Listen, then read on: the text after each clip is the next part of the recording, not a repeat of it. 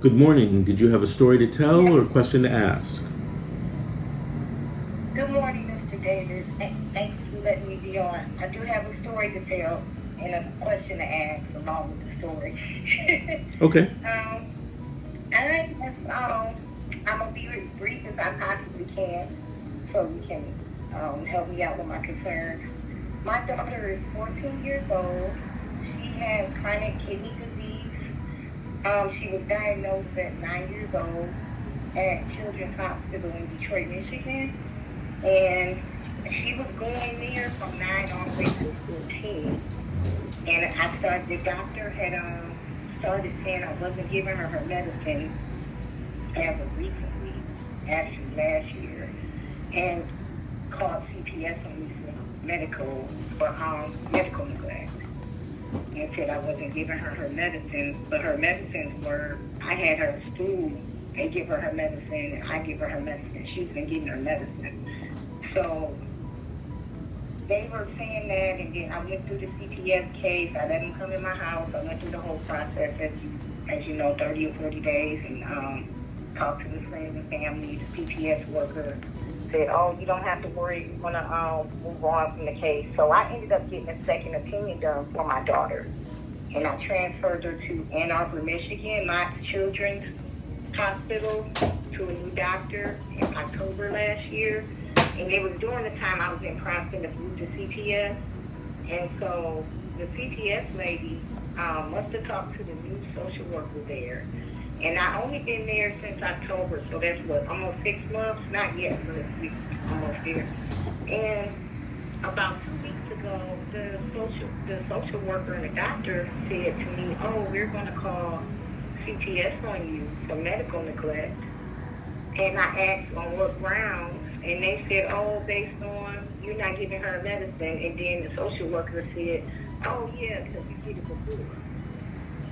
And so I'm in the process of that right now, and I want to know what steps can I take at this point.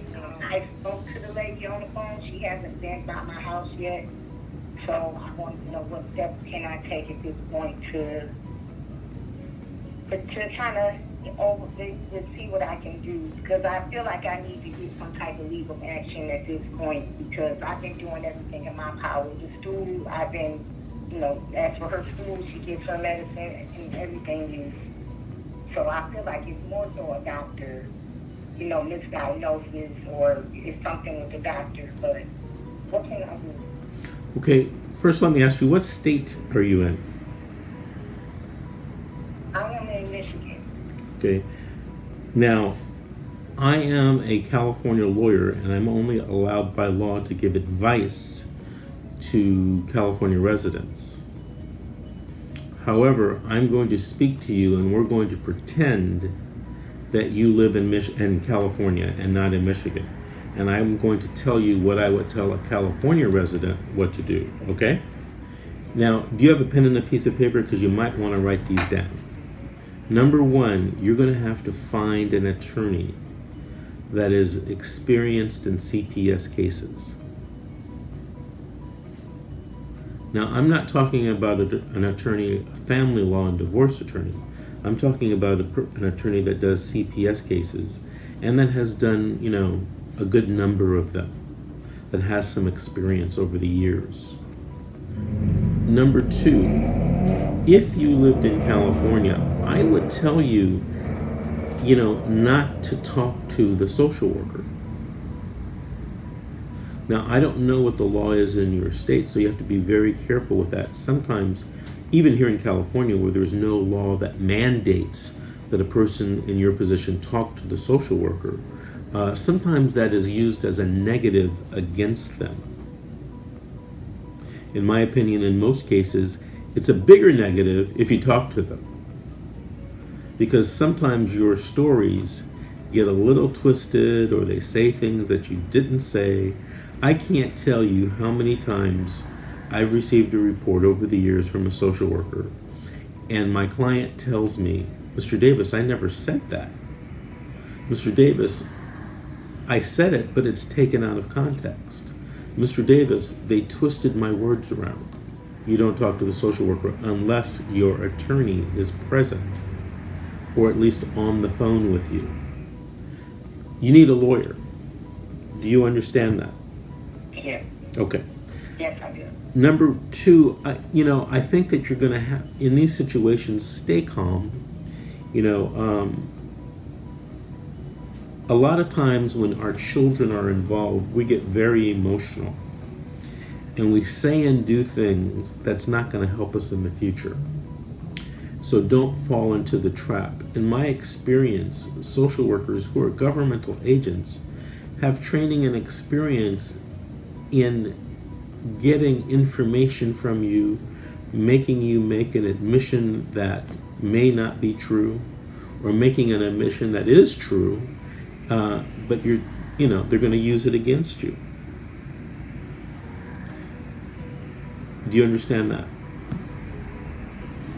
Yes, sir. Okay, the next thing you need to do is you need to make a list of 25 people, relatives and close family friends, who could, and I said could, not would, take your child or your children in case the CPS agents want to remove the child from you. You'll need their name, their address, their telephone number, how they're related to the child, and they could be related by close family friend, and their email address if they have it. Now here's something that I want to stress. This is very important what I'm about to say. If you were in California, those people could live anywhere in the world. So there's something called the Hague Convention. It's a federal treaty. And one of the things that the Hague provides for is children who are involved in CPS cases to be placed with family or friends who live in other countries. Doctors, listen, they're the best things that we have for our medical problems, but they make mistakes. They make misdiagnosis. Does it happen, every day? I don't know, but it happens. I've been involved in cases where doctors have made mistakes. The last thing that you should do is you should document everything. You'll never win in court without evidence. School records, medical records in your case, videos, pictures. You have to have the evidence to win and to build your defense. Because this is no joke what these people are doing. If they're investigating you with the one intent, and that is to take your child away and or to give you services that they think that you may need.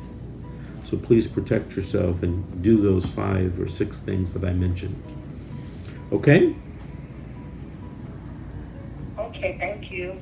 Thank you very much, and keep listening every Saturday morning at 8 a.m. I sure will. Thank you. Bye-bye.